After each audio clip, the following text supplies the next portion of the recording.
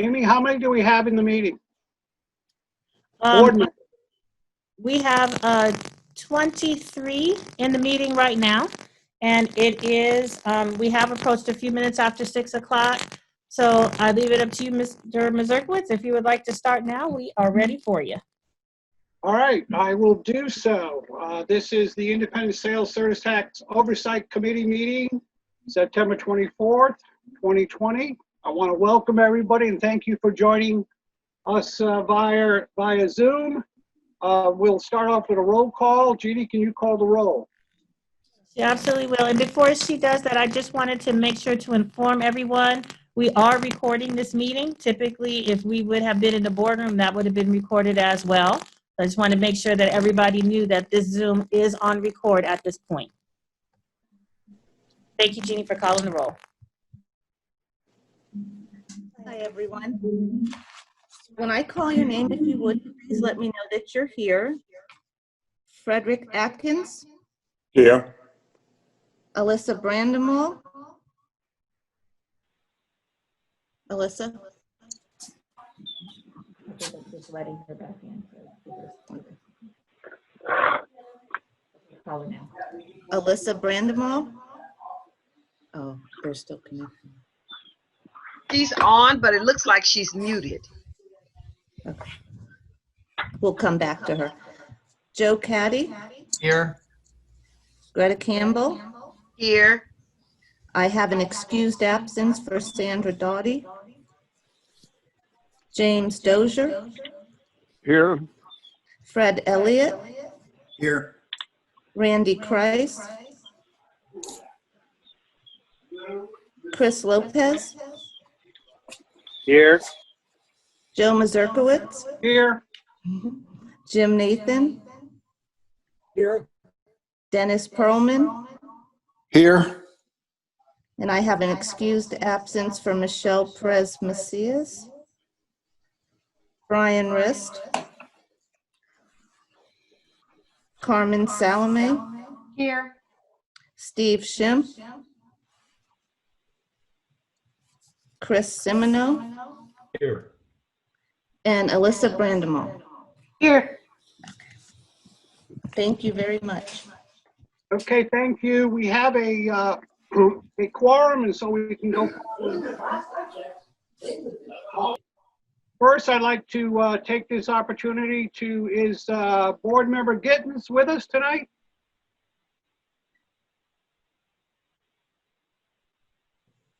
Yes, I am. Thank you so much, and I'm very glad to be here. I am looking forward to working with all of you. Well, Board Member Gittens is our new liaison, and probably as most of you know, she's been serving on the board since 2018. Most recently is the immediate past chair. Been a longtime resident of Lee County and a longtime educator. 4-time Golden Apple finalist, teacher of distinction.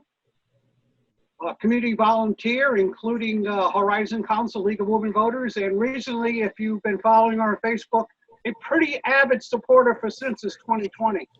And we are pleased to have her join us as our board oversight and board liaison tonight. So welcome.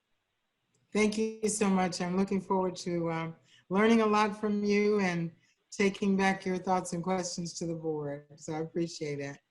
We all look forward to working with you, board member. Next item on the agenda is the parliamentary procedure. Ms. Bruno. Thank you very much. Good evening, everyone. If I could share my screen, can I be a co-host to share my screen? You should be all set to share your screen. Thank you.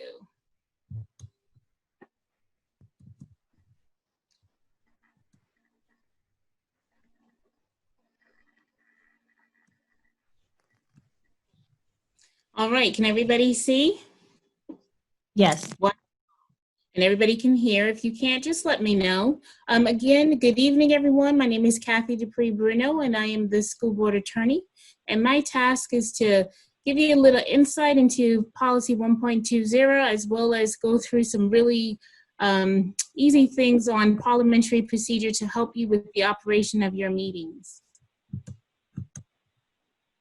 First and foremost, we get policy 1.2 from 1.19, which is the community engagement policy.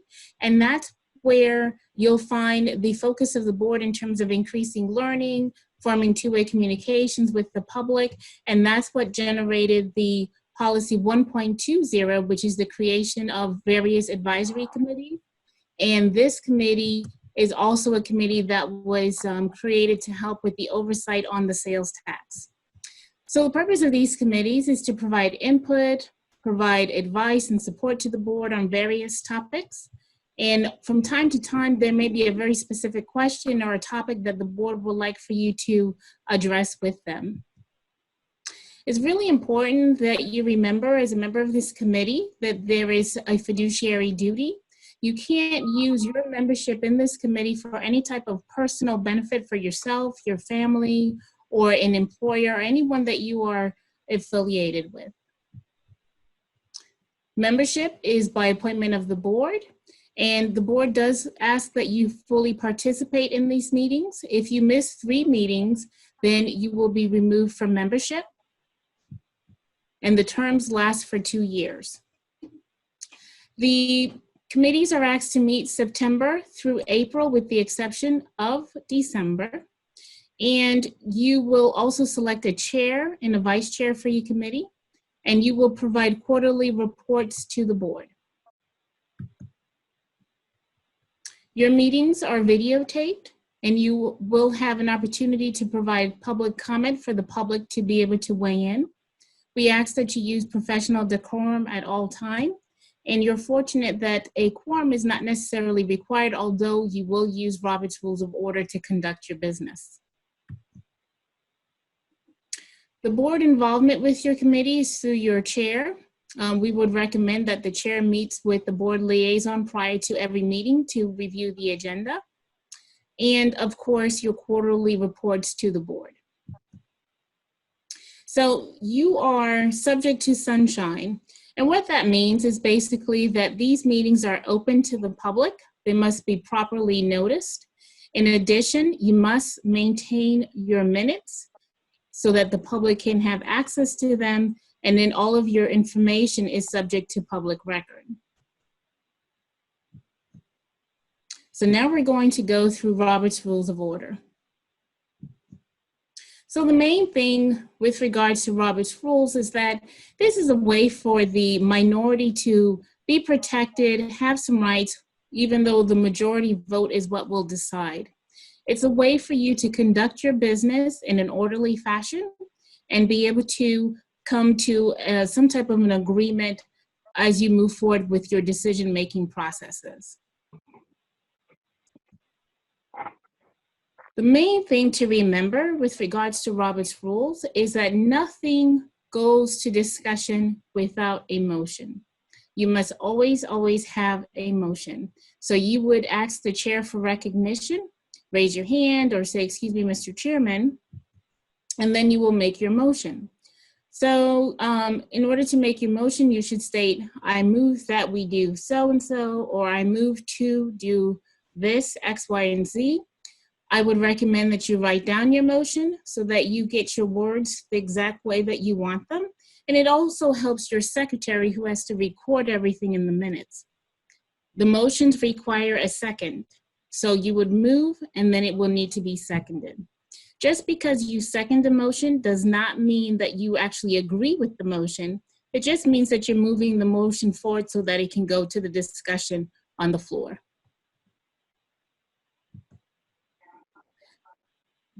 The chair would state, it's very important that the chair restate the motion.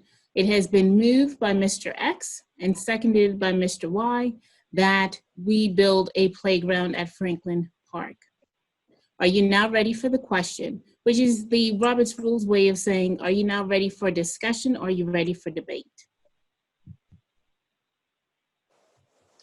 Members debate, they discuss the motion.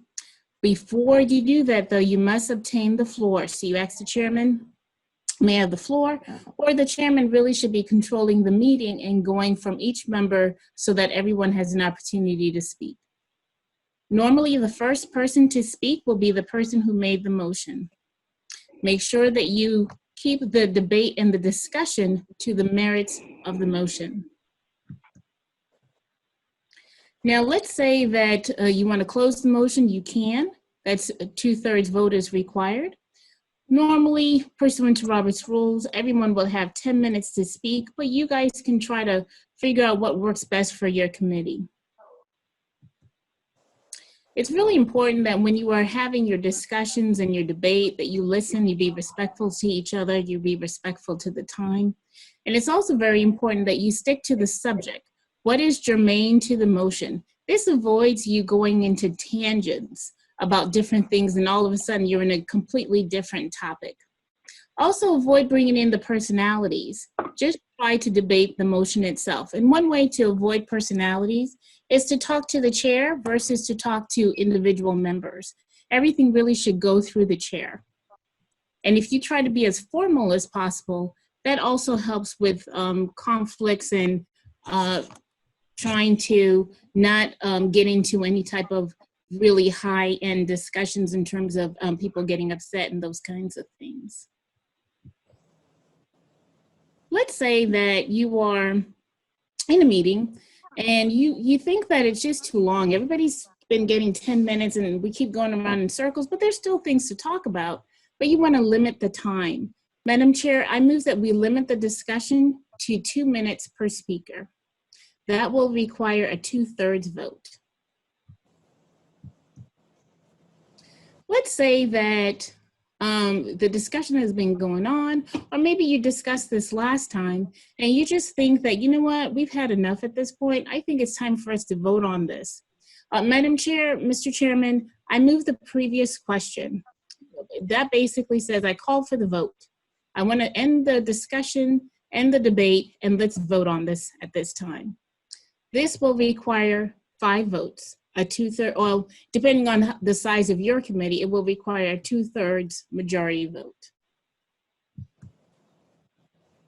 So now that the discussion has ended, what's the next step? Well, normally Robert's rules requires that you say, are you ready for the question? Or the chairman says, are you now ready for the vote to end debate and let's vote? The chairman will say, and it's really important for the chairman to restate the motion. The motion is that we do X, Y, and Z, that we get a playground for Franklin Park. And it's also very important for the chairman to announce the results of the vote. The motion carries by 5-2, or the motion fails by 5-2. Sometimes you want to amend a motion, and this is honestly an area where people get confused a lot in Robert's rules, is how do we amend a motion? Let's say that there's motion on the floor right now to purchase yellow swings for Franklin Park. But you don't think it should be yellow swings. You may want to make them red swings. You just want to substitute the word yellow for red. Mr. Chairman, I move that the motion be amended by adding, removing yellow and adding red. So you're not voting on the entire motion for the playground equipment. What you're voting for is the amendment of yellow to red. That's the only thing you are voting on. Madam Chairman, I move that we amend by striking out the word yellow and adding in its place the word red. That's the only thing you're voting on. Once that vote is taken, then you know whether or not your motion is now to purchase red playground equipment versus the yellow. Let's say that the red substitution was not voted for. It failed. Then you are back to your original motion of yellow playground equipment, and that is the motion that you will vote on. You do need a second for an amendment, and you can only amend a motion twice. If you want to do more than just substitute a word here and there, let's say, well, I don't think we need to have a playground equipment. I think we need to buy some books and maybe we need to buy some toys, educational toys. So you're completely substituting the original motion. You can do that. Mr. Chairman, I move to substitute the pending motion for a motion where we just buy the books and educational equipment, educational toys. Well, let's say that as you are having your discussion, you think that, you know what, we need to have a little bit more research on this, whether or not we want to buy this playground equipment.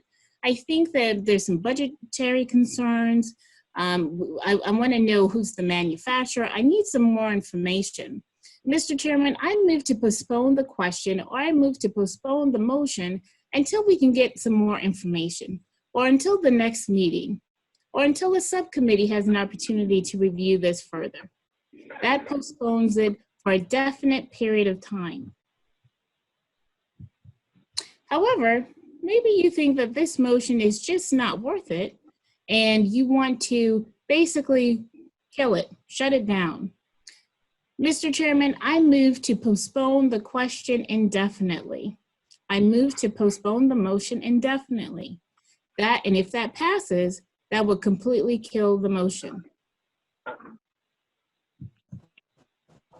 You know, I hear everyone talking about the yellow playground equipment, and they're making some sense. You know, it does make sense that perhaps this is not the right idea. This is not the best thing we could do with our funds. You know, Mr. Chairman, I would like to withdraw my motion. I want to get the motion off the floor. While we're having this discussion, I'm realizing that the chairman is kind of really off the agenda and is not following the order of the day. I need him to get back on track. I need her to go back on track. I call for the orders of the day. I want us to get back on track with our agenda. You know, I really want to vote on this motion. However, I have to leave in about 20 minutes, and I'm not going to be able to stay for the entire meeting. But I think that this motion is very important. I need to vote on it. Mr. Chairman, I would like to suspend the rules and move item 5 to position number 2, because I think it's very important that I vote on it, and I do have a comment about it as well. So you can suspend the rules and move the agenda item around if you feel that it's necessary. Well, I'm in the building right now, and I'm feeling a little cold, and I'm wondering if we can adjust the thermometer. Excuse me, point of personal privilege. The chairman will say, state your point. Well, it's just too cold in here. Can we adjust the thermometer? This is for you. This is a personal privilege. I can't hear. Can you please speak up? Or there's too much noise. There's too much sidebar. I can't concentrate. Well, we're having our meeting, and it's starting to get a little out of order. People are arguing out of turn. No one is being recognized by the chair, and we're seeming to lose control of the meeting. I rise to a point of order, or point of order. We need to get order back in the meeting. And the chair will usually rule on that. Your point of order is well taken or not well taken. As we're discussing this particular motion, I realized that, you know, I'm not quite understanding these figures that were brought to our attention during the discussion. I need some clarification. Point of information. Excuse me, Dr. Desmer, can you please explain where you got this $10,000 from? Where did that come from? Because I got lost there. I need some clarification. I remember that Attorney Dupree-Bruno said that we needed 2/3 vote for something, but I'm not sure what it was, but I have a feeling it's this motion here. Excuse me, point of parliamentary inquiry. I need some clarification with regard to the rules, the Robert's Rules of Order.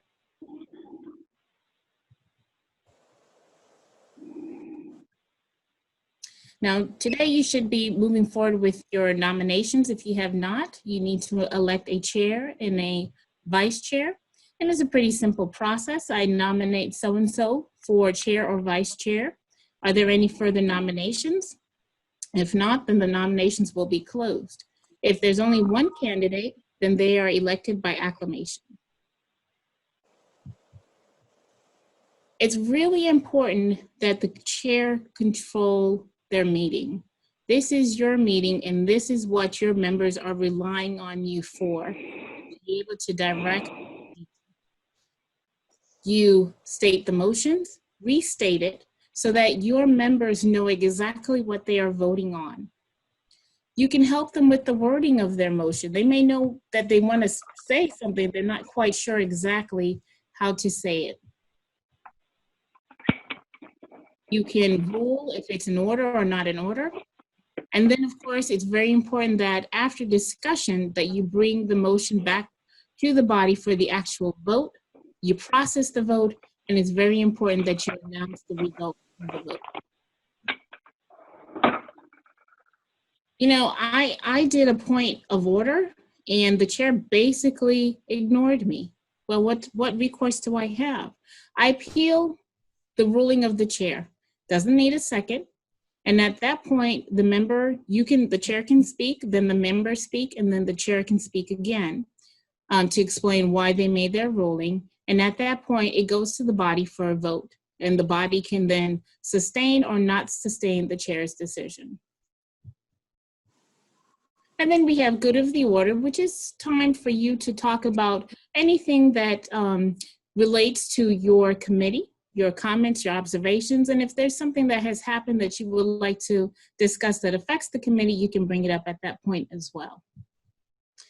Okay. Are there any questions for me?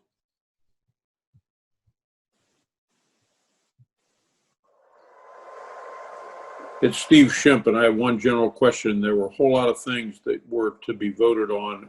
Is everything by a 2/3 vote with the exception of the motion itself?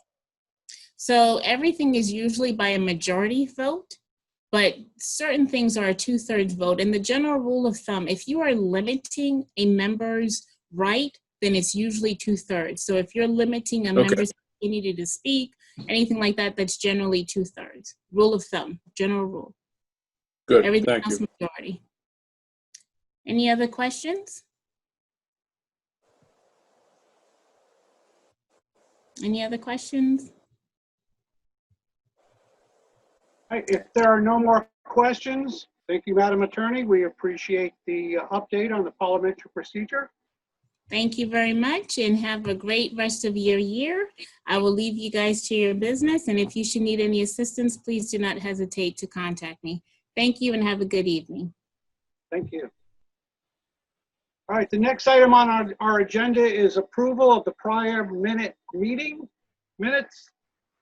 This is the Thursday, June 25th meeting minutes. They were distributed to you via email earlier. Is there a motion to approve the minutes as distributed? I move to approve. I'll move it. I'll second. All right, it was moved by Carmen, second by Steve. Any additions or corrections to the minutes as distributed? Hearing none, all those in favor of the motion signify by saying aye. Aye. Aye. Aye. Aye. Opposed? Any opposed? Hearing none, the motion passes unanimously. Next, we go to public comment. Amy, is there a format or a platform for the public to attend and address this meeting? Yes, there is. So on the website, it was advertised that it was going to be a Zoom meeting, and if any member of the public wanted to attend, then they needed to contact the office for the Zoom link. We had no members of the public contact us for the Zoom link. All right, seeing there's no members of the public who contacted and on the meeting, we will go to our next item, which is finalized capital and sales tax plan. Dr. Amy. All right, very good. Well, there are several of us today that are going to go through the presentation for you. And within the presentation, we really are encompassing the next 3 items on the agenda with that sales tax plan, the review of the sales tax projects, and then the revenue collections and projections. So we'll jump right in. I'm gonna give me a second to share my screen. Hopefully everyone sees the presentation. Is that a thumbs up? All right. So as we go through, please, if you have any questions, you can either raise your hand on the screen, or if we don't see you, because once we're sharing screen, it's a little bit difficult to see everybody's face on the screen, feel free to unmute and jump right in if there's a question or a point that you want to make or a question that you want to answer as we're going through the presentation. So in our meeting today, we wanted to start out with just an overview of the entire capital budget for the fiscal year 2021. So as you see, the pie chart here shows you the breakdown of all of our revenue sources in capital. As you see, capital improvement dollars, or that is property taxes, make up the majority of funds in our capital plan, and you see them in this pie chart represented in blue, 53% of our capital funding. But sales tax is a close second at an estimated $144 million this year, or 32% of our capital budget.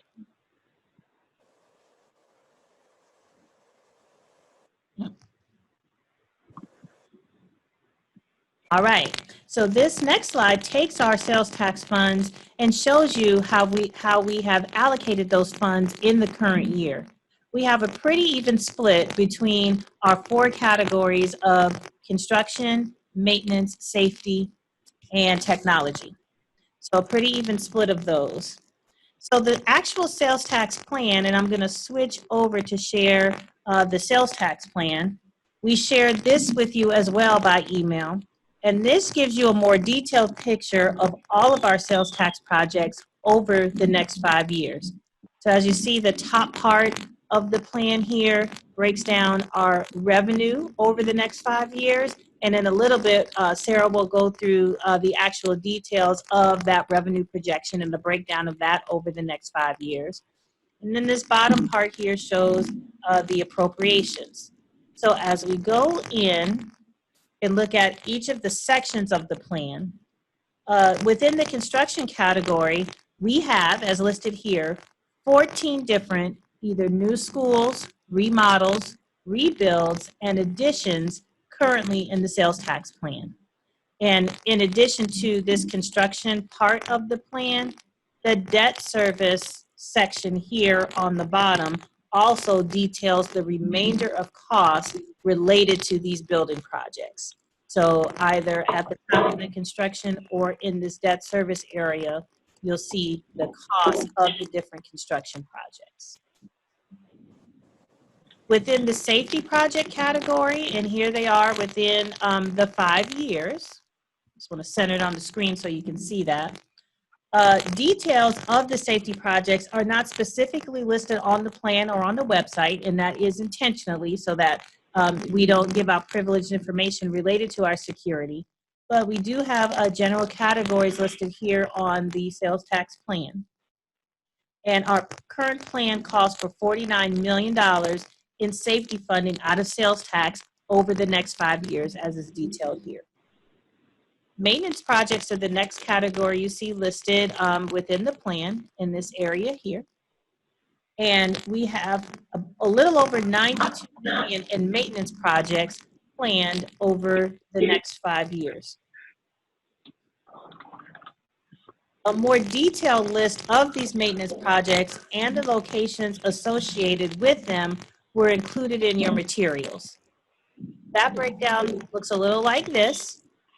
And as you see, within each of the categories or within that maintenance section, you have a detailed listing of exactly what type of projects make up all of those things that in this sales tax plan are detailed as maintenance projects. So that further breakdown gives you not only a breakdown of exactly what the projects are, but the locations in which those projects will be performed over the next 5 years as is funded in sales tax. And then the last category here in technology rounds out the remainder of our capital plan with almost $118 million planned over the next 5 years. And in general, between all of our categories, every school will be touched by some category. And our focus as we assign projects to sales tax included high priority security projects to increase the safety of our students and staff, maintenance projects that would enhance physical security, such as fire alarms and electrical and lighting replacements, things that would improve our structures for longer building lives, and improvements that would gain operational efficiencies. So as we looked at what types of projects would be considered priority and what we were going to put into our sales tax plan, those were the priorities that we used as we chose and funded those projects within our estimated funding. So if we go back to our presentation, we introduced a format to you last time in which we would discuss each of these categories in more detail, and namely that we would pull out new schools and major renovations, our major projects in sales tax over $1 million, and then briefly discuss the other projects in sales tax as well. So in order to continue that discussion, I'll now turn it over to Mrs. Kathy Ebaugh to talk about our new schools and our major renovations. And let me stop there. I'm sorry, did I hear a question from anyone before we go forward? Steve Shemp, I had a couple of questions. Yes. Go ahead, I'll wait. I'll think. Okay, I had a couple of questions. One,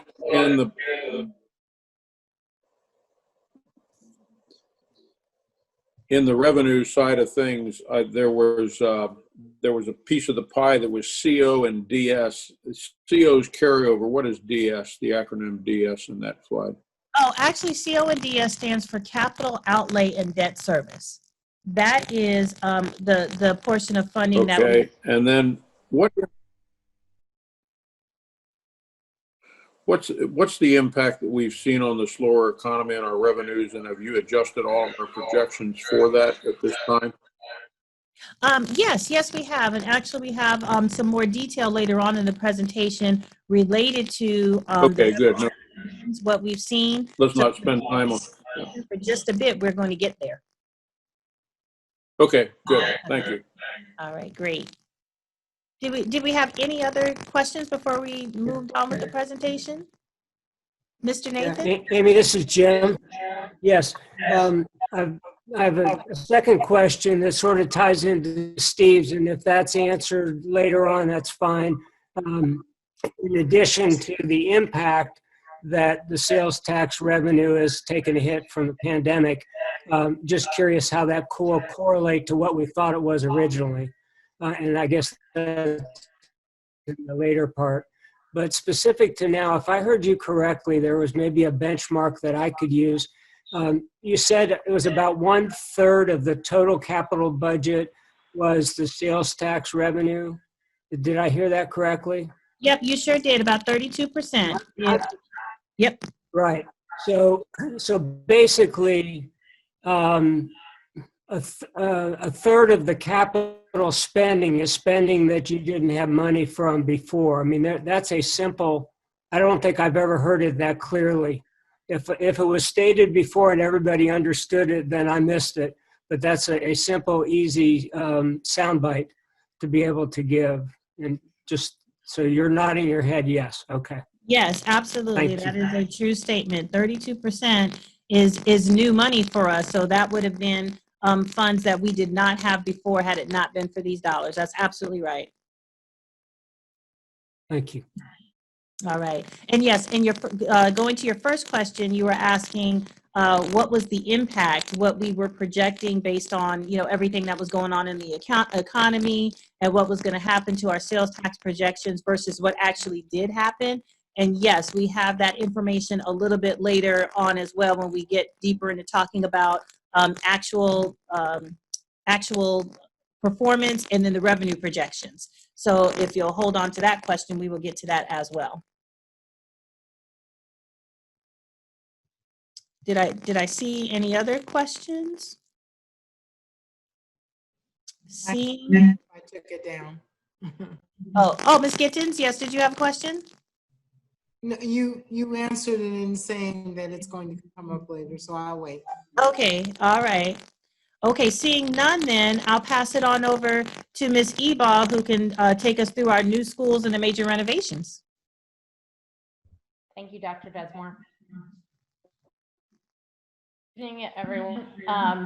So we have two major schools that are being constructed with our sales tax dollars. That's Gateway High School and MM, and I'm going to discuss a little bit about the process and where we stand with both of those projects. Starting with Gateway.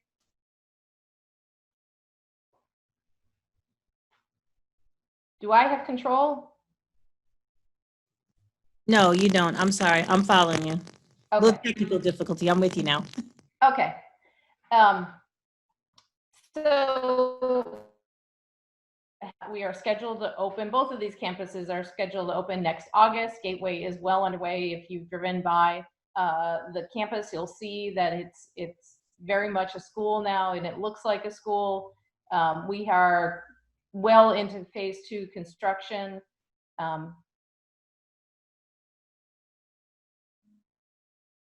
Some of our current benchmarks, we are into our electrical upgrades. Our HVAC system is up and working. We are getting ready to do site reviews. And in just a short month, we will be removing the Suffolk Construction Company trailer. So that's the major milestone that knows that we're really close to getting this campus up and running. We have 3 major buildings on the campus, and this gives a little bit of update as to where each of them are. Building A, we have completed our chillers, and we're working through the testing of those facilities. Building B, which is our cafeteria, is working on the HVAC and air handling. We are in the process of receiving our kitchen equipment, and in Building C, which is our theater and music, we are again in the same HVAC and working on our interior catwalk and electrical materials.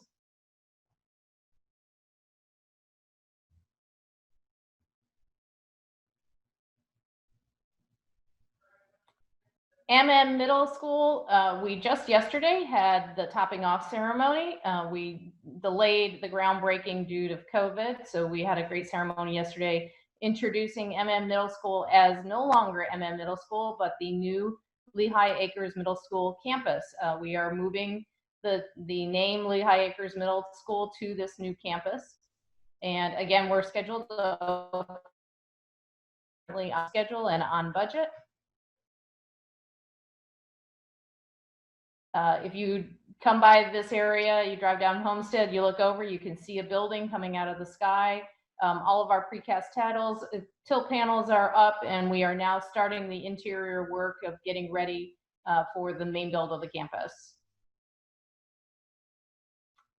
Moving into our roofing projects, these are all projects that are scheduled for this year. G. Weaver Hips is the one that we completed over the summer. All the other ones are on schedule.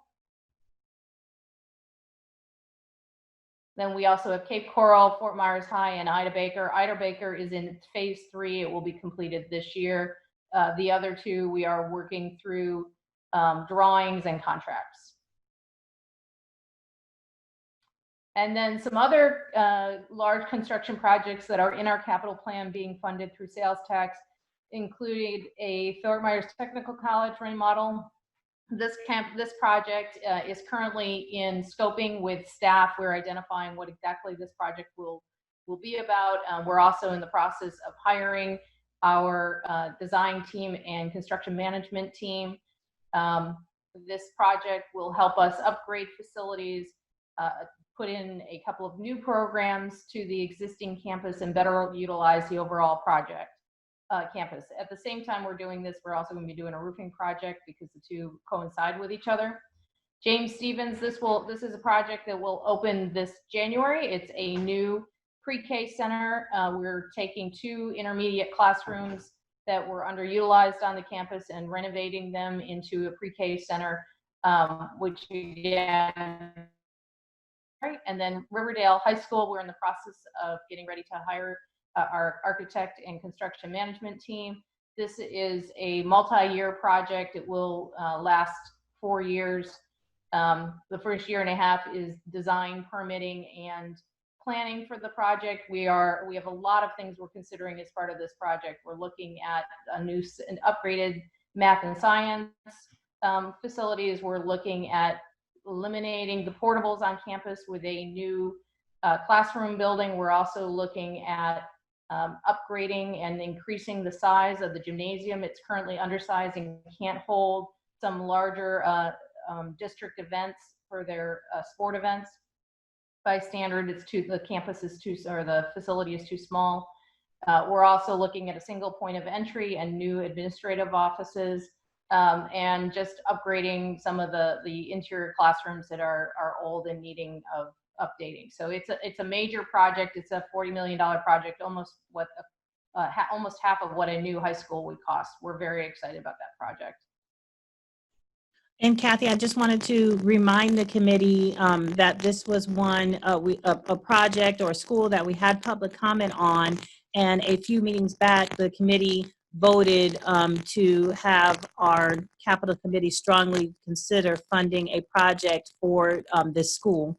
And so I just wanted to remind that this is kind of the tail end of the fruition of that. Yeah, this project has received a lot of public input, and as I said, all three of these projects are very exciting, but we're excited about Riverdale because it is a response to the public's concerns over the last year. Okay, and then next I wanted to bring in our Technology Executive Director, Mr. Dwayne Alton, to talk about the safety improvements in technology within the plan. All right. Thank you, Amy. As you guys know, we don't get very specific about which schools and which safety technology projects we've done, but to report on the last quarter, we accomplished 18 projects on 16 campuses for major security upgrades. And that total, of course, that is what completed out and is not everything on there is invoiced. So when you see the numbers, we're still waiting on some of that to get expensed out. We also, this year, so far this fiscal, we've done 4 additional schools with the interactive technology replacement. That's the interactive panels and new document cameras and that kind of thing that replace the old smart boards. So those projects are well underway. The timeline has, fortunately, with COVID, we haven't lost any time with our contractors. We are, in the next few months, facing some supply chain challenges with manufacturing overseas. So we are doing our best to stay on the original time frame, but I hope that the next meeting will report to you that we've been able to stay on that schedule. And that's about all I have for you tonight. Thank you. And then Ms. Eba, if you could join us one more time to talk about the smaller maintenance projects. So we also do a number of small maintenance projects through our through our sales tax dollars. We have a 5-year plan for capital replacement of cabinetry, electrical light upgrades, and elevator repair and replacement, including a repair and replacement of a facility at Tice Elementary. Is replacing its elevator. It has some ADA compliance issues, so we're excited to be able to give that campus a new elevator as part of the sales tax initiative.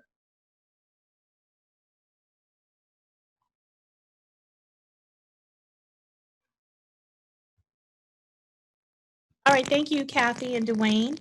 And now we're going to get into the next part of the presentation and the agenda, which deals with our revenue collections and projections. So with that, I'll turn it over to Ms. Sarah Cox, who will take us through that information. Hey, good evening, everyone. So right now we're in the revenue collection and projection portion of the agenda. If you're following along, I'm going to walk us through the next few slides. And so this first one is really just a monthly breakdown, except for fiscal year 2019, but the subsequent months are a breakdown of the revenue collections by month earned. And I stress month earned to you because that is when the actual sale occurred. So for example, when we look at June 2020, the revenue in blue is what we had received in August of 2020, but the sale occurred in June 2020. So for illustration purposes, we kind of break it down by that month earned for you. Next slide.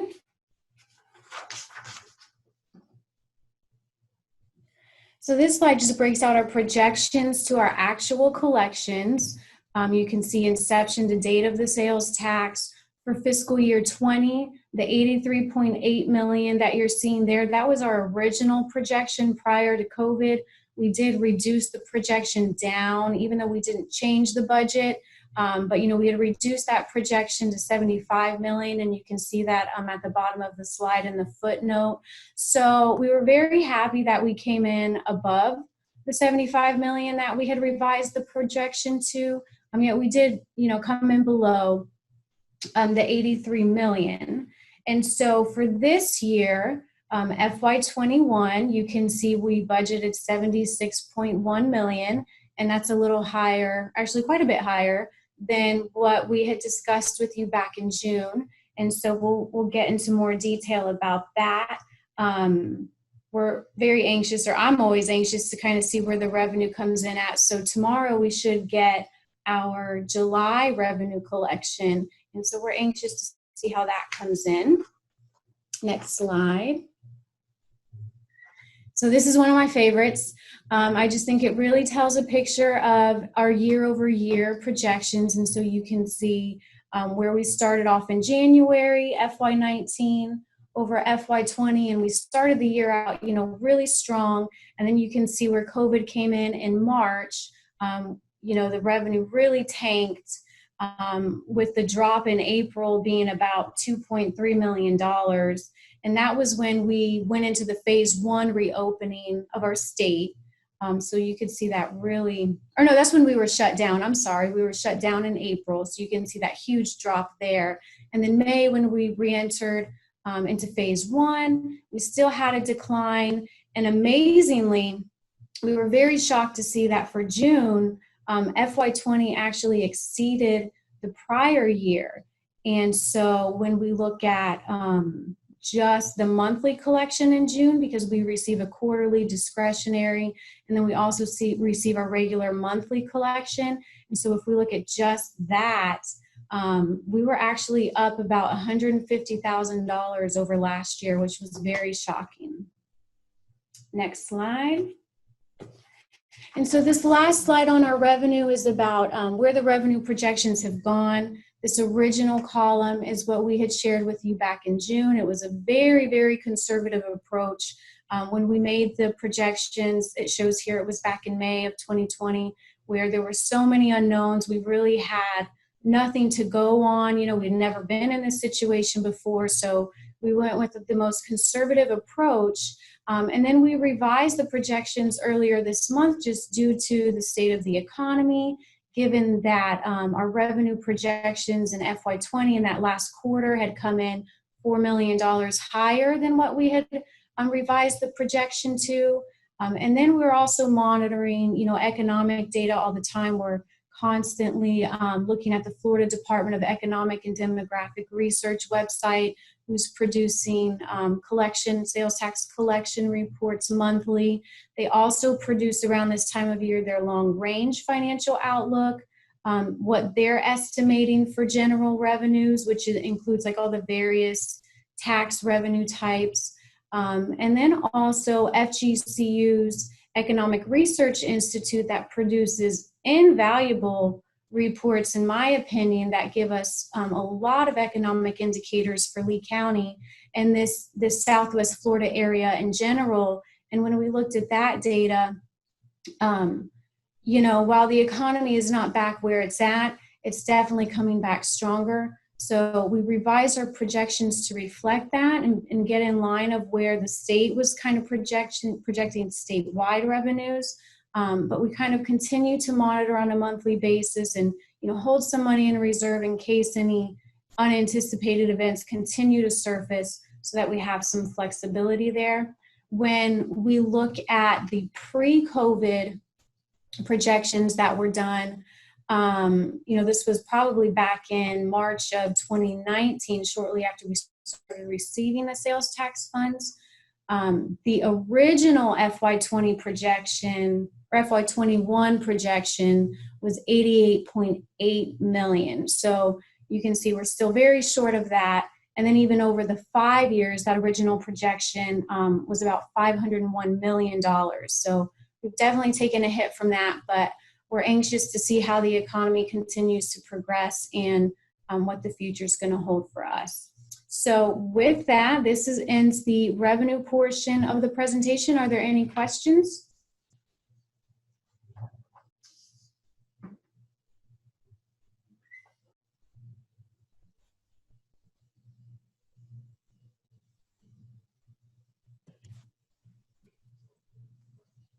Trying to monitor all of our boxes. I see no questions. I know before we got in, Ms. Gittens.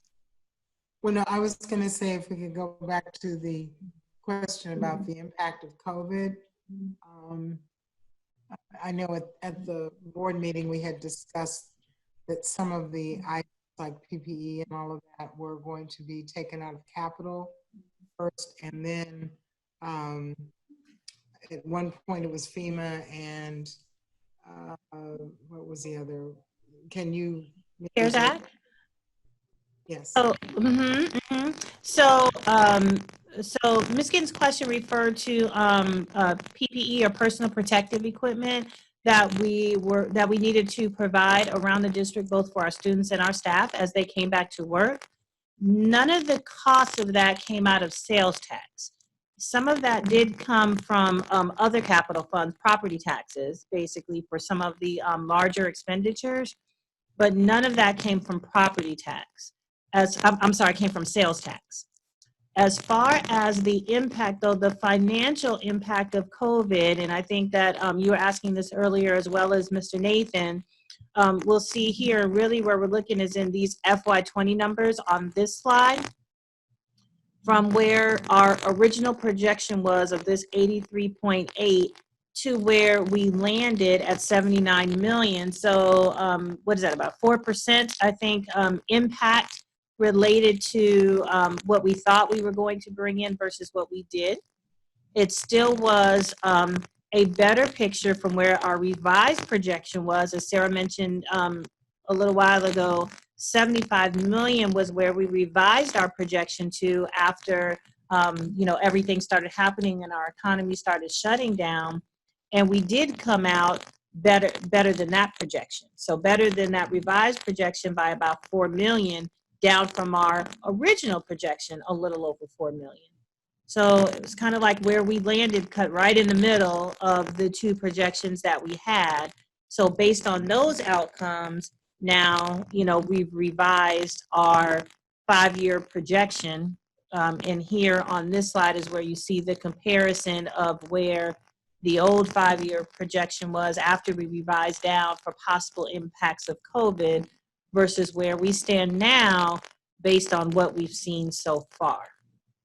So we know that this is still a very fluid situation. As Sarah mentioned, we'll continue to quarterly and as often as we can monitor all of the information that's coming out, but based on what we know at this point, this is how our revenue projections have been revised and what is reflected now on our sales tax plan given what's happened so far. Sarah, this is Joe. What is the state, or is the state contemplating the possibility of a second round of COVID this this winter, spring in 21? I would say, I'm sorry, go ahead, I Sarah. would say, that medical experts are saying, with flu season coming around, there's the potential for COVID cases to increase, but I think the message from our governor is very clear. He will not shut down the economy again. And so when we look at those statewide reports, Their FY21 projection is also a little lower than where they have been historically, even looking back to FY20. So they're a little down as well.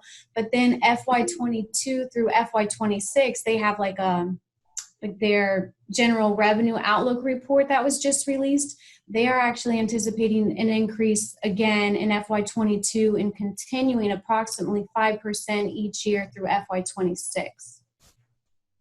All right, thank you. So, yeah, and so, they typically around September also produce the local government financial information handbook, and that gives specific county projections, which includes this capital outlay surtax for school districts, and they have not produced that yet. So we're anxiously awaiting on that as well to see where we fall in line with what they're projecting.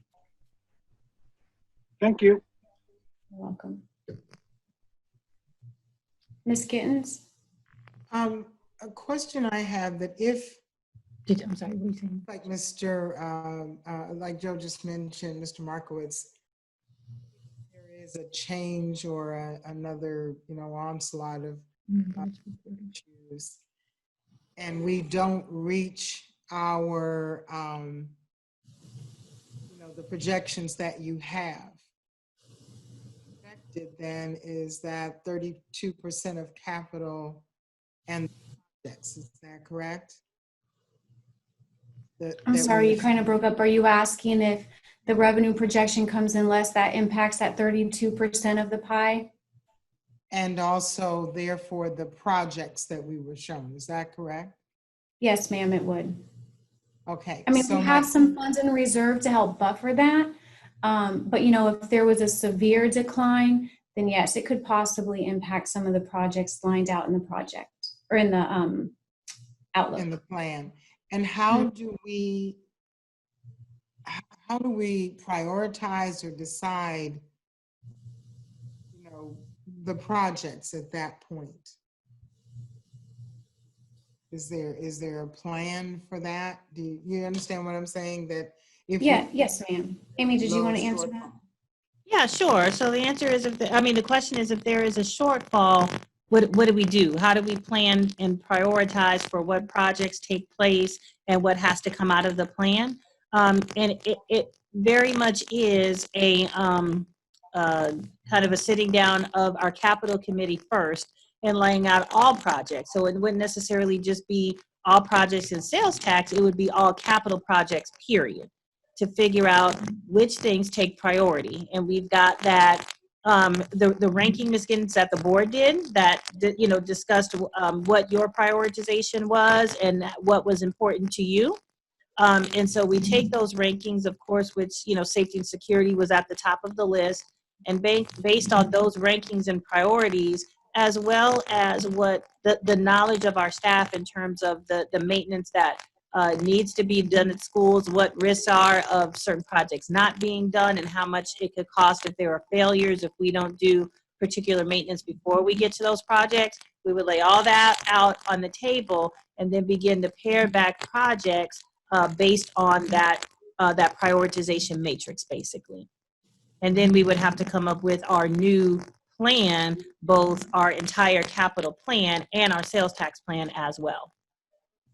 And if there is a change to the projects and what we are presented today, since this committee does not meet but quarterly, how would that be handled? So we would present the committee with the additional or updated information as we meet with the committee, because that can go both ways. It could be a matter of, all right, our revenue projections have been revised. We revised those, and based on those revisions, we went down and we had to reduce projects out and we present the new plan. Or it could be that, it's good news, our revenue has gone up, and then we're talking about additional projects that we were able to put in the plan as well. So we just would report to this committee quarterly on any changes that happen in the plan, and that's done in this format and also by the financials that we present to the committee each quarter. And even though the committee is set, I guess policy-wise to meet quarterly, if we were to have a catastrophic situation financially, can we legally call for another meeting of this committee at any time to get input from? I don't think there's anything that prohibits us from doing that as long as we notice the meeting properly. There's nothing that prohibits us, I don't believe, from meeting more often than quarterly if we felt the necessity to do so. Okay, thank you. Board member, let me also just clarify that we take literally two roll call votes a meeting. One, a retrospective look back at the previous quarter's expenditures from the sales tax, that they meet the requirements under that law that was passed. And then we look at the projected projects coming up in the next quarter and the expenditures on those, and we approve those as being in compliance with the projects that are allowed to use sales tax for. Those are the two votes we take every month. So if we needed to meet again, I'm sure we could call a special meeting, but our scope is pretty much limited to the expenditure of the sales tax as they would be dollars, as they would be in compliance with the GO bond issue that was passed.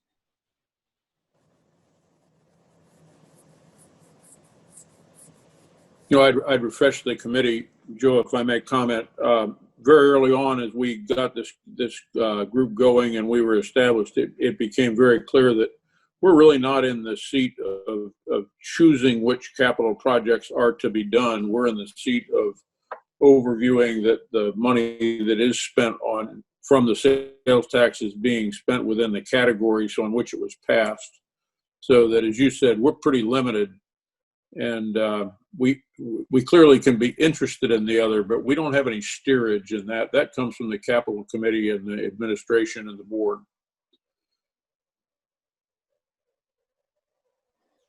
That is correct. Any other questions on the revenue collection and projections?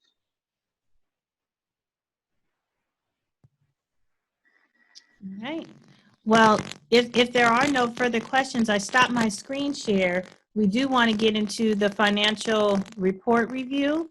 And so, Sarah, if you wanted to share the financial reports with us and just go through those, that'll be close to the last item on the agenda. Okay, can you all see my screen? Okay, great. So this is the annual report, one of the documents that we emailed out to you guys. You will see, you know, it's kind of a similar format to the 5-year plan that we sent out to you. We have our 19-20 actuals, the budget that was remaining in each of those categories, and then what has carried over into 2021. So here we see our updated revenue projection, where we've come in to date with that being only 1 month of revenue, our revised interest income projection, and then we have this unrealized net increase or decrease on investments. That is actual dollars we receive, and it's kind of like an accounting term of just, you know, the increase or decrease on your the fair market value of your investment. So then we have our prior year carryover of $67.8 million. And that number is made up of the budget that remained from FY20, the $45.5 million, plus the $26.4 million that we had remaining in reserve. So that carried over to give us $144.3 million total sales tax budget for fiscal year 21. I won't go through a lot of this in detail because I know Dr. Desimore covered it at the beginning of the presentation, but just know one of the main differences, you know, if you're kind of comparing this report to the 5-year outlook that we provided to you, you'll see some of the numbers are different, and that's just some timing differences, you know, from when the outlook was prepared very early September, and then even this data that was pulled down September 11th, you know, the budget is constantly changing. And so specifically in the budgeted construction improvements, you know, the main difference that you're going to see here between the 5-year outlook is that the construction improvements here include debt service, whereas the debt service was broken out on the outlook. So just know that. And then when we look at the quarterly report, well, before I move on, does anyone have any questions on this annual report?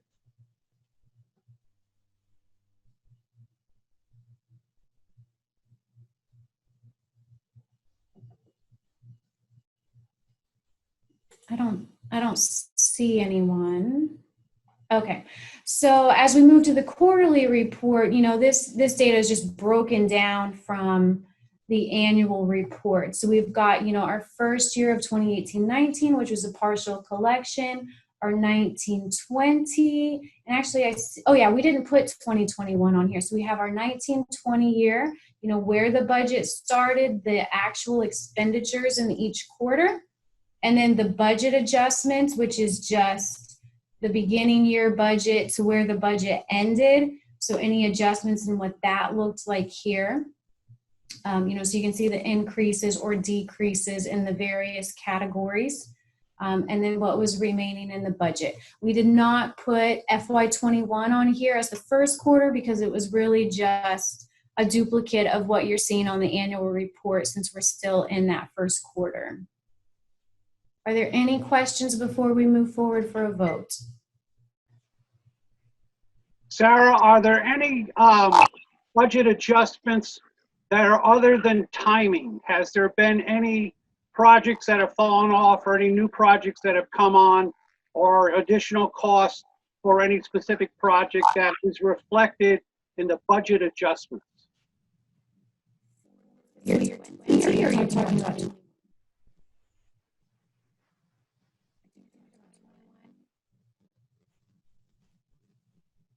Sarah, your sound was a little distorted. Come again? Okay, I'm sorry. In the budget adjustments for the fourth quarter of the 2019-2020 budget, the actual motion, one of the motions that we will consider in the budget adjustments, were there any changes that reflect the change in projects other than just timing issues? This budget adjustment column is really the year in totality. So it's from this beginning budget of $51.7 million to where the budget ended, and didn't have that on here because this page was so condensed as it was. So this was just the budget adjustments in totality, and if we were to look at just quarter four, very minimal since we were closing the year. Okay, so Sarah, your sound, I think, is distorted for everyone. But I think I understood what you said. So if everyone can hear me okay, what she was saying was the budget adjustments that you see in quarter four are really the budget adjustments in totality for the year. So they would include all of the changes that were made throughout the year for the budgets that were moving monies around from one category to another based on how projects were closed out, if we were, you know, ended up saving money or needed additional money in any of the given categories that you see listed. So it really is an annual total of all budget adjustments through the year. Does that answer your question? Okay. So given all of that, we know it was a lot of information, but it is the first meeting that we've had of this fiscal year. So we really wanted to give a good overview, if we could, of all of the expenses that have happened so far in each of the previous years, which is kind of how you see the quarterly report laid out, how the budget is laid out, which is for the current year, which is what you see in the annual report, as well as previous year's expenditures in those annual reports as well. The detailed sales tax plan, so you could see in detail how projects or general categories of projects broke out inside of the sales tax plan over not just this year, but the next 5 years. And then even in addition to that, giving the detail of some of those maintenance projects so that you could see location by location, how they break down and roll up to what you see on the large sales tax plan. A good overview of the projects that are in play right now, and you know the status of those and how those are moving along, and just a good idea of how we prioritize and categorize to figure out what projects actually will be placed into our sales tax funding in the first place. So hopefully all of that information gave you a good overview of that, and we stand ready for any questions and or next turning it back over to Mr. Mazurkiewicz for your vote. Board members, are there any questions to staff before I ask for a motion?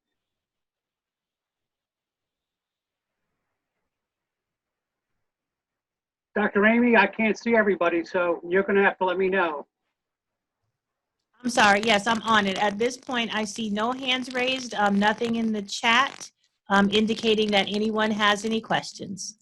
All right, so we will now consider motions. The first motion would be a motion to approve the expenditures of the last quarter of the fiscal year of the sales tax revenue that recognize they're compliant with the governing language. Chris Semino, so moved. Second. So that Chris made the motion, Carmen made the second. Discussion to the motion. Dr. Amy? No, sir. I see no hands and nothing in the chat for discussion.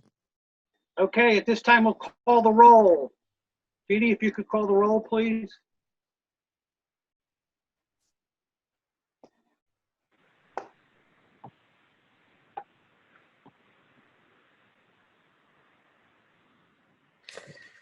Okay, Mr. Atkins, yes or yay or nay?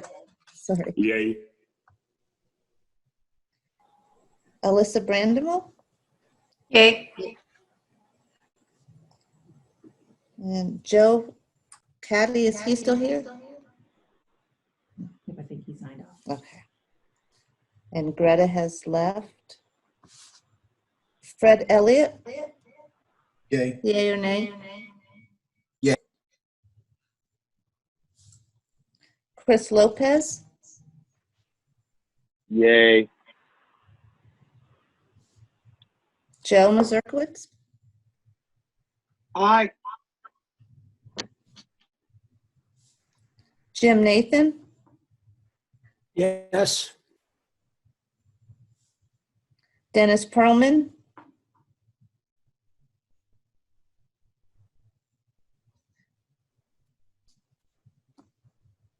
Mr. Perlman,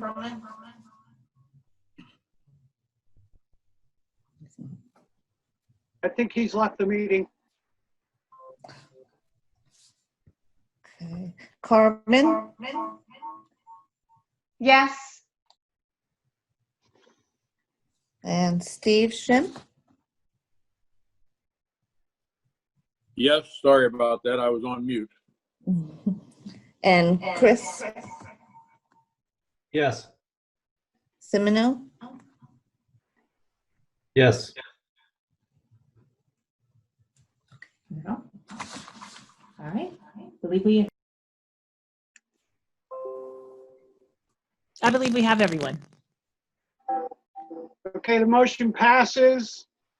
Next, a motion to approve the projections for the first quarter of FY 2021 for expenditures of the sales tax dollars for the projects listed in the presentation. So moved. Second. Motion by Fred, seconded by Steve. Discussion to the motion. Yes, Mr. Chair, this is Chris. Are we voting on a specific quarter, or I believe it was for the budget for the entirety of FY21? Yeah, the budget was shown, and that's a great question, Chris. The budget was shown as projected for the full year, and the expenditures on that project, we realized that they won't be expending all those dollars in the first quarter. More or less, our motion would be covering the expenditures in those specific areas as being compliant with the sales tax legislation. I would move to modify the motion to reference the full year FY21. Does the motion maker agree with the change?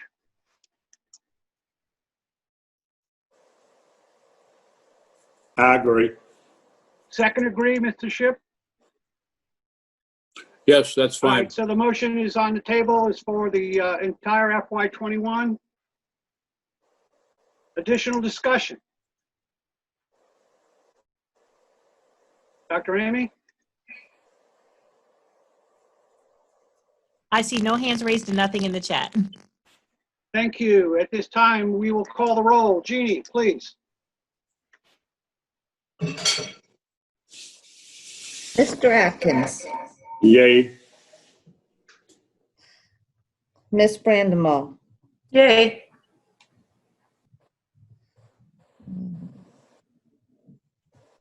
James Dozier,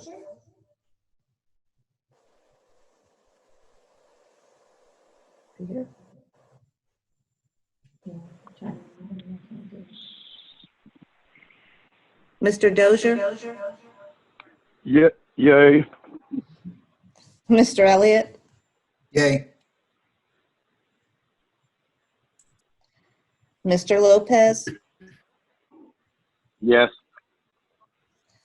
Mr. Mazurkowitz, Yes. Mr. Nathan, Yes. Mr. Pearlman,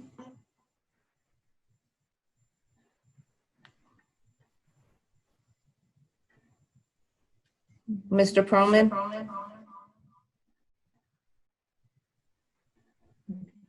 That's okay. Miss Salome, Yes.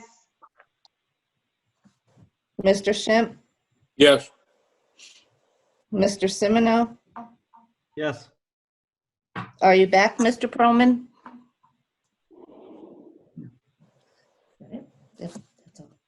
Okay, and that completes the roll. Did I have the vote tally right of 9-1? Yes. Okay, by a vote of 9-1, the motion is carried. Thank Well, no, we didn't. I didn't hear any nays, Mr. We Oh, President. I'm sorry. I thought I heard a nay. So it's 10-0, the motion passes unanimously. Thank you for that clarification. Are there any member comments from any members of the committee? Ms. Mr. Carmen Nathan. has a comment. Mr. Chair, I was at an event in Bonita last week and was approached by a resident who had some concerns about an issue that happened to the roof of a Bonita school. And he said that it was put up with sales tax money. So I didn't know if could somebody update us on that instance? I told them that we had a meeting and that I would bring it up.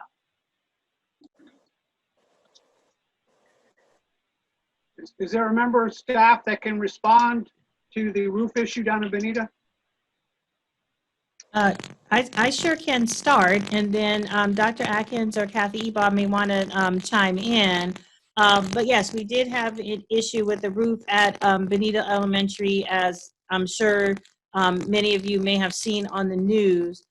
There was an issue with the roof in a part of the school that included the front office area. And the roof did collapse in that area. So what we have now is an insurance investigation going to determine the exact cause of that collapse and what it was that caused it and who was at fault, whether there was something with the contractor or whether there were other mitigating factors. That investigation, to my knowledge, has not been complete yet.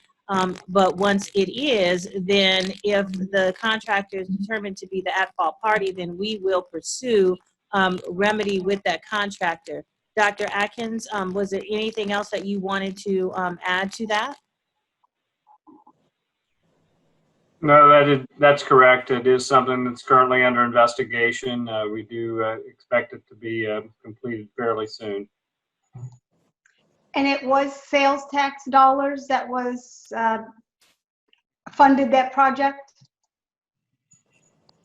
Carmen, I'm not, off the top of my head, I'm not sure of that. Of course, I know it was capital funded. Can you hear me?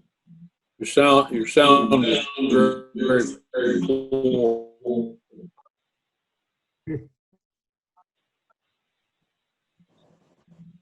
Okay, let me try again. Hear me a little better? No? All right. Sarah or Kelly, you take that question. I try to fix my mic.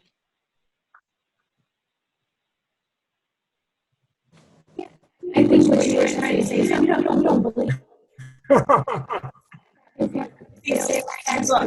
Would need to go check my broke up as well. Can you all hear me better? Okay. Yes. Let me get my background sound out. Can you still hear me? So we'll look into that because we're not sure exactly how it was funded right now. So we'll look into it and let you know. All right, Carmen, we'll get an answer for you on that one. Mr. Nathan, you have a question or a comment? Comment. Each quarter, the clarity of the data and information, and we knew at the beginning that this was all brand new for everybody. But I just want to say that I think each quarter that the messaging is getting easier, clearer, not just because the graphs look prettier, but it's easier to follow. And I do think, though, and I'm sure you do discuss this among your own team, as we get closer and closer to the challenge of renewal, well before that, the more that we can get to the sound bites, get to the success stories, be able to show it to the point of the simplicity of my comment earlier that 1/3 of the money is money you wouldn't have had to be able to do these things. We'll all be so much better off. But I didn't want to be negative. I wanted to be positive because I do think this is a journey that everybody's on. And I think most of the people clearly are here because we were supportive of it and understood the need. But we also know that that selling it a next round is going to have to be a lot clearer in demonstrating it. So I just want to congratulate you for the incremental movements. Thank you, Jim. And I can't agree with you more. The point that you brought forth about the sales tax amounting to 1/3 of the capital budget for this fiscal year is a great talking point and one that we all can share amongst our community. And I think that's a great point to bring forward. Are there any other comments from any of the members? Yes, I have a comment. Go ahead, Chris. First off, I agree with Mr. Nathan and appreciate it, but as both a marketer and a math guy, I would say that the capital budget improved by 50% thanks to the sales tax, rather than 1/3 of the total. It has increased by 50%. My question is that as I sit here with 22 to 25 people on this platform, and having a child in Lee Home Connect, is this the platform that's being used in the classroom? And is this the type of experience with the feedback and other technological challenges that we've had tonight? Is this aligned with what our children are experiencing in the classroom? It is the platform being used for remote instruction in the schools. As to individual meeting experience, obviously that's going to vary somewhat, and of course, it's very difficult to account for all the variables involved in that, including home internet connections and things like that. So it is definitely the same platform that we are using. I'd like to make a couple comments, if I might. Go ahead, Steve. First of all, I think I raised it earlier, and the COVID thing just got us off track. I'd appreciate it if the minutes would come out within a reasonable time after our meeting, rather than quarterly, just ahead of the next meeting, because I, for one, can't remember all the detail that went on 3 months ago. I might be able to do it in a couple weeks and read the minutes in a meaningful fashion. Second comment, if we could have, I appreciate that some people desire to have Zoom meetings, but I have to tell you that I find them to be inadequate in a number of areas, and tonight might be a good example in terms of the audio. If we could somehow have the opportunity to attend the meeting as well as people who would like to Zoom in, if we could accomplish that technologically, I'd appreciate it. Steve, I agree 100%. We were going to do this face-to-face again, but we had numerous requests for folks to have electronic access, and at the last minute, we just couldn't get the format in place to get us to do that. But I think that's something that we are going to try to continue to go back to our face-to-face format, which I thought worked much better than the Zoom did, that's for sure. Thank you. Mr. Chair, regarding the minutes, I did receive my minutes July 15th. So it was not too long after our June meeting. I must have read them and I didn't remember I read them when I got them the second time.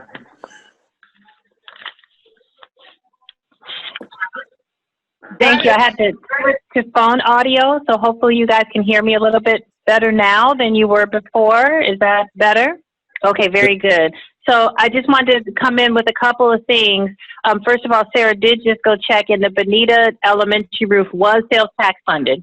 So yes, it was. And as for the update, like I said, we are doing that investigation to see whether how we pursue remedy on that situation. So we will keep you up to date on that as we get additional information. Thank you, Mr. Nathan, for recognizing we have worked hard in terms of changing and shifting and kind of massaging the format to make sure that we're providing the committee with the information that's going to be most useful for you and for the public as well. So good to see that you feel like we're making strides, because as we communicate this information to you, we are doing that same thing to try to communicate it to the rest of the public. So appreciate that. We'll continue to work on it, and it's going to be important. As you said, we're entering the end now of almost getting to year two, the end of year two. So we want to make sure that we're communicating as effectively as possible. So thank you all so much for your feedback, because everything that you all are telling us is helping us to get better with that. Any other member comments?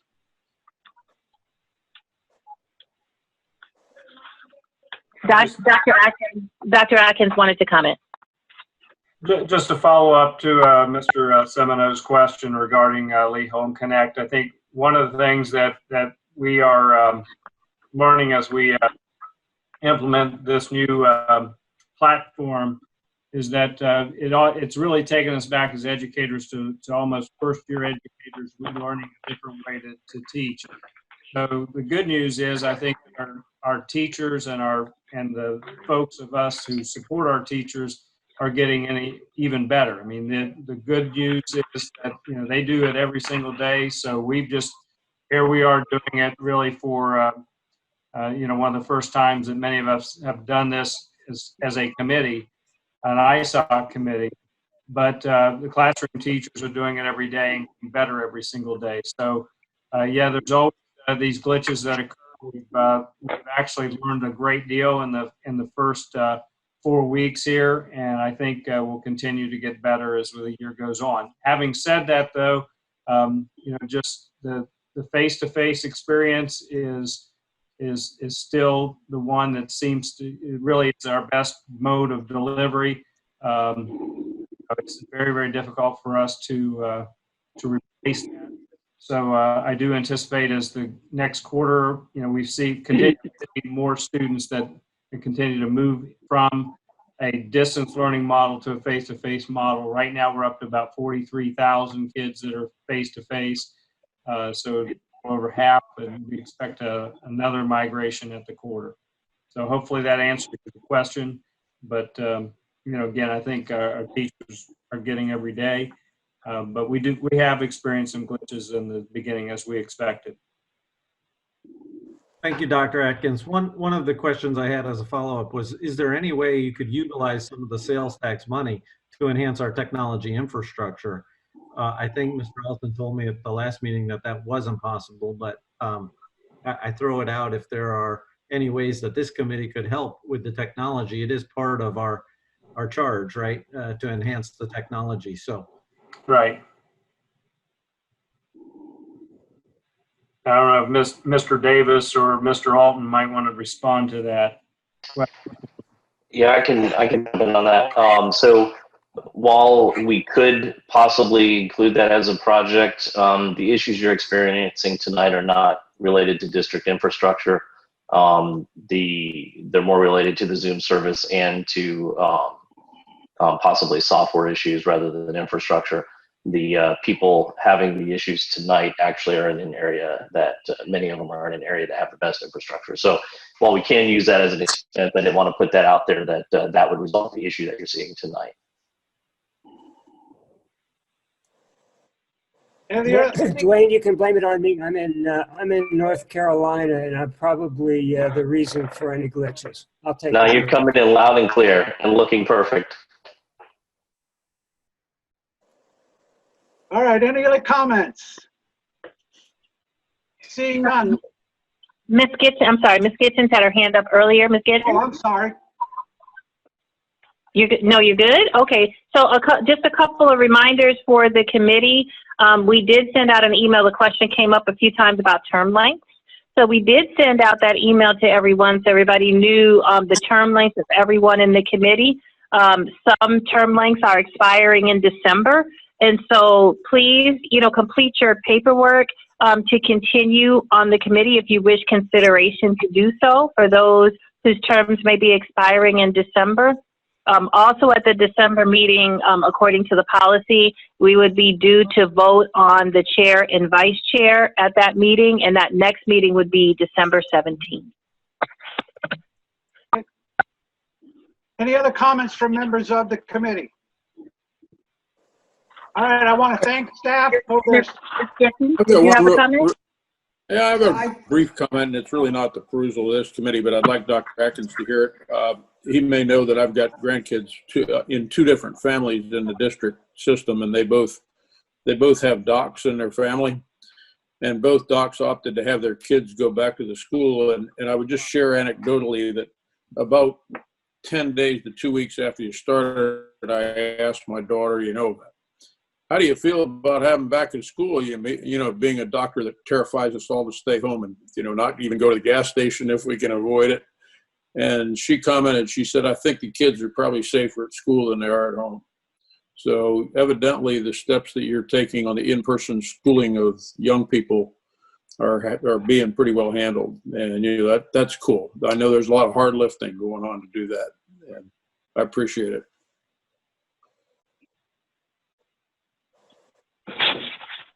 Anybody Awesome. else? Thank you for that. Ms. Gitchen?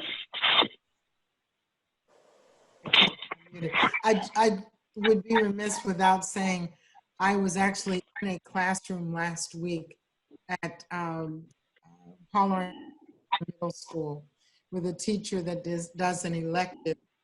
And so she had a blended or hybrid class with students face-to-face and on the computer. And if anyone that you know that's a teacher that does that, when you see them, you should genuflect, because it is a monumental task. Ms. Lewis did an excellent job. But I was forgetting that I ask a question and you have to look at the kids on the screen and answer them and look at the others. It is very challenging. Our teachers, I can't say enough about our teachers that are actually completing this task and hanging in there and taking care of all of our students. So I just wanted to say that, especially since you're parents. Any other comments? Okay, if there's no other business, we are adjourned. Thank you all. Good.